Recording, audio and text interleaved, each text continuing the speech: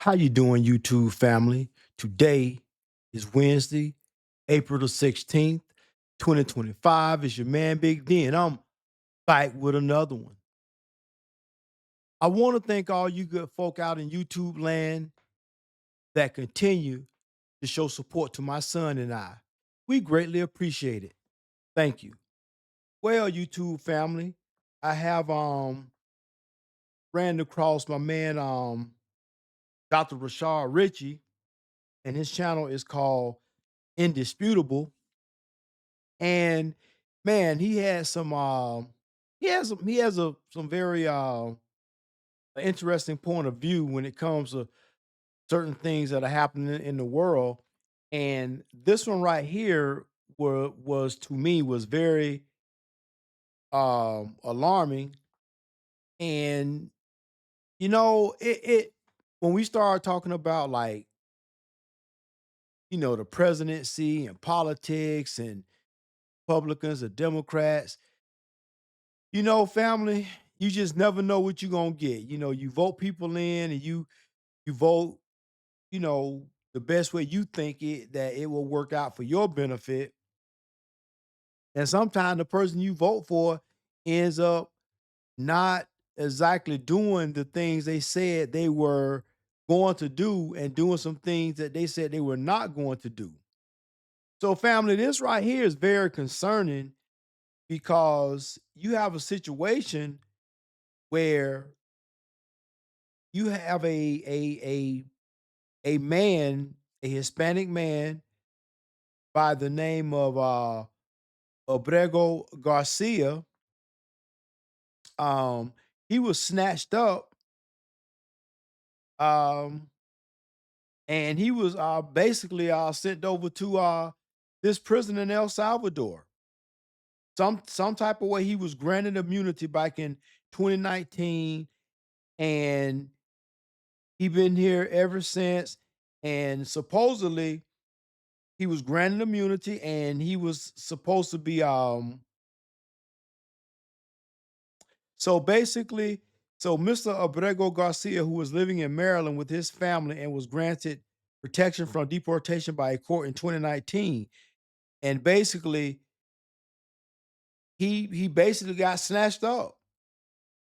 He got snatched up, and he got, deported. But so this man, basically, if you think that it's so far fetched that, you know that they can't just bend the rules and start applying it to regular American citizens, well, let's see.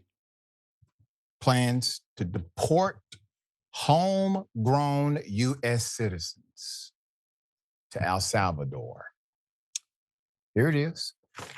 Demanded the people wanted to change everything, and they wanted to. They demanded, they love you, they love what you do. I'm not here supporting. I want them to do, for homegrown criminals next. Yeah. I said homegrowns are next. The homegrowns built. You got to build about 5 more places. Yeah, that's fair. All right. It's not big enough. No, yeah. Come on. So this is a much different office than you remember.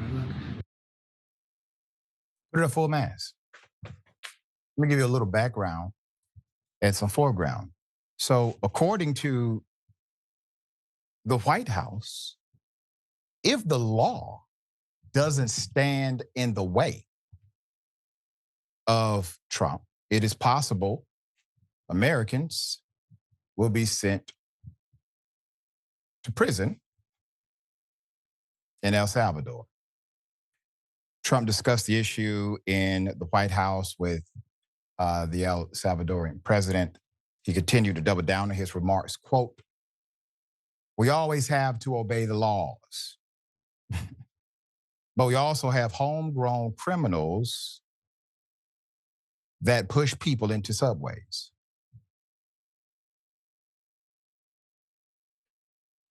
That hit elderly ladies on the back of the head with a baseball bat when they're not looking. That are absolute monsters," Trump told reporters. "I'd like to include them," end quote. You mentioned that you're open to deporting individuals that aren't foreign aliens but are criminals to El Salvador. Does that include potentially U.S. citizens, fully naturalized Americans? If they're criminals and if they hit people with baseball bats over their head that happen to be 90 years old, and if they 87-year-old women in Coney Island, Brooklyn, yeah, that includes them. What do you think? There's special category of person? They're as bad as anybody that comes in. Last week, White House press secretary, Miss Levitt, said Trump was interested in deporting heinous, violent criminals, end quote, who are U.S. citizens to El Salvador, if there's a legal pathway to do that. It is unclear if the administration is referring only to naturalized citizens in rare circumstances. Naturalized citizens can have their citizenship revoked if, for example, they obtained it by fraud. Okay? You can have it revoked if you obtained it by fraud. During Monday's White House meeting, Trump said that Attorney General Pam Bondi is, quote, studying the law. NBC News reports White House and Justice Department did not respond to messages seeking additional information about the proposal. They just want to know, are you talking about like regular citizens, everyday citizens, or are you saying people that are naturalized? First of all, to NBC, anybody else who's asking the question, the fact that you're asking the question is a problem. Those are citizens of the United States. Secondly, the administration is not giving you the answer because part of their decision calculus is to perhaps do exactly that. Okay? That's why you don't have an answer. That's an easy answer if they weren't thinking of doing so. Sharon, thoughts here.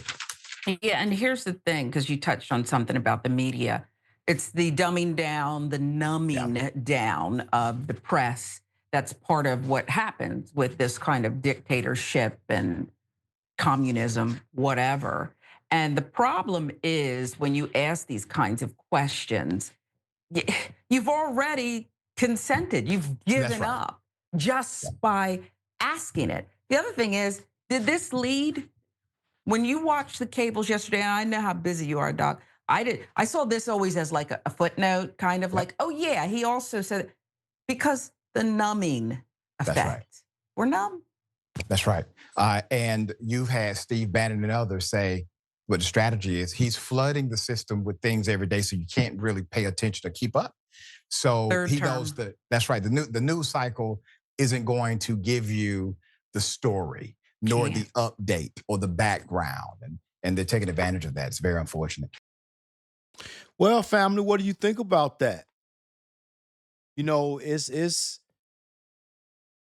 mean, think about it. You heard the president say himself that if it doesn't matter if you are American citizen, and you know, American citizens fall up under the protection of the 14th Amendment to the US Constitution.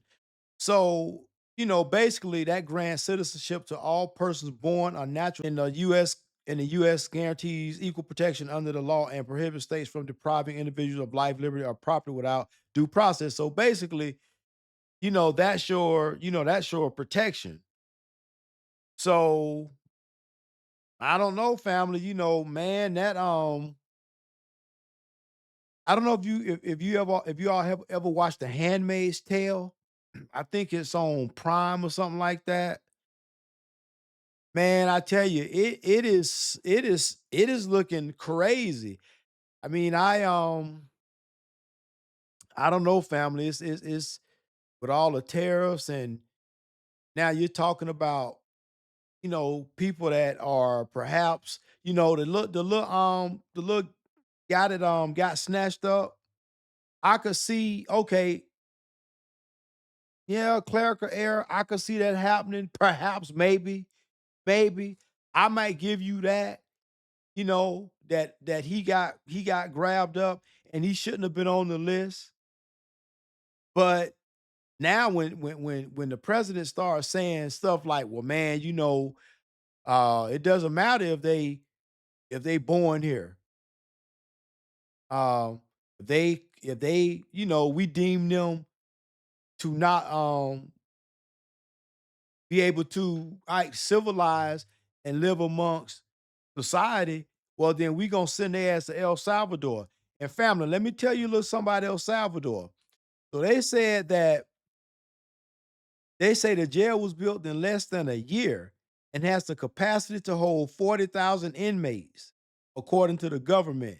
They say it has been widely criticized for alleged human rights abuses and lack of legal protections for prisoners.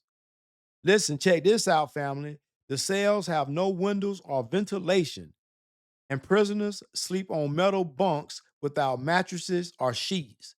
Each cell can hold more than 150 prisoners, and there are only two toilets with no privacy whatsoever. They have limited access to water and only are allowed to go to exercise for 30 minutes a day. Wow, man, let me tell you something. Your ass do not want to get sent to this damn prison over in El Salvador. You don't want that. Let me tell you, you do not want that. You just heard, I just read what you're gonna be looking at and what you're gonna be working with. You get sent over there.